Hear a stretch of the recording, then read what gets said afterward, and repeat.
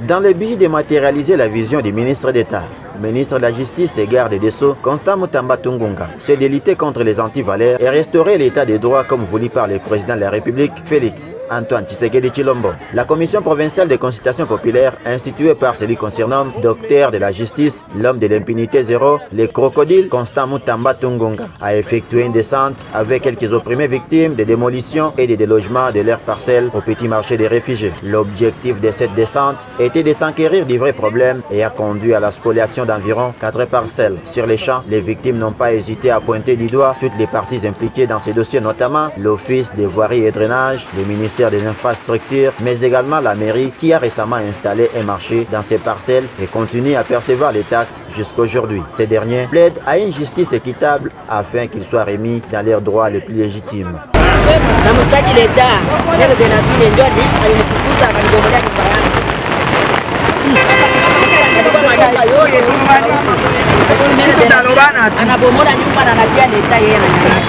Walitoka banani tuna motoka ya OVD inatoka kuanza vunja batu bote na marchandise na benye balikuwa pharmacien. Hapa nilikuwa na 7 portes kwa yangu moya, hapa nyuma kulikuwa depo, vitu vilikuwa mu depo yote ya batu kama kienda na mustadi kule niliona mimi OVD. Mais pour le moment niko na problème puisque hapa batu bote kisha pia kubambia mutoke parking hapa ina parking, muipatie parcelle yangu. Chef de transport wa hapa wa mairie ndio mwenye alipatia ni hapa, niko na dossier beko type tribunal. Mouillé sous la pluie qui s'est abattue sur toute la ville, cette commission ne s'est pas empêchée de poursuivre sa mission afin de redorer la vraie image de justice, pas celle qui appartient aux hommes forts, mais celle qui tient compte de celui qui a raison, tel que voulu par les sauveurs Constant Mutamba Tungunga, qui milite pour une gestion efficace des terres et des biens publics afin de mettre un terme sur les conflits fonciers et promouvoir le développement de la RDC qui est guidée par la restauration de l'état du droit, comme l'a fait savoir Maître Jean-Pierre Amadi, coordonnateur de cette commission de consultation dans l'espace Grand Katanga. Nous avons été au petit marché qualifié de marché des réfugiés parce qu'il s'agit là d'un cas de spoliation. Notre méthodologie de travail, c'est de réceptionner d'abord les requérants.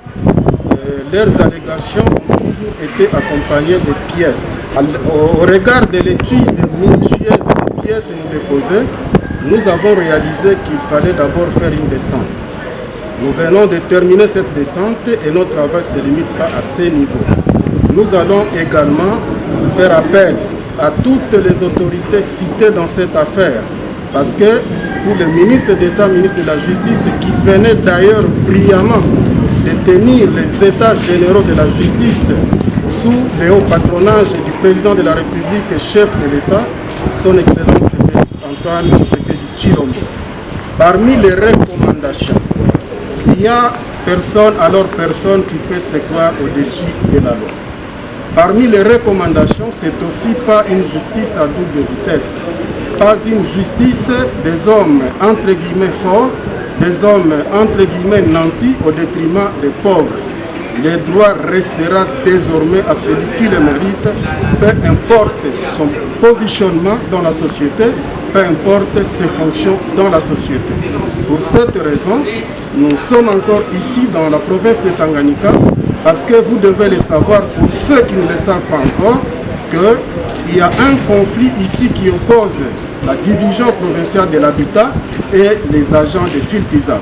Nous continuons à creuser tous les dossiers. Il s'est de signaler que la spoliation de toutes ces parcelles remonte au 13 février 2020 lors de la démolition des maisons construites en dessous de la ligne haute tension de la SNEL. Force est de constater que ce même endroit abrite à ce jour un marché et un parking public, tous sous contrôle de la mairie. Les victimes ne croient qu'à l'expertise de l'actuelle justice congolaise afin de retrouver leur sourire et leur joie gâtée depuis plus de 2 ans.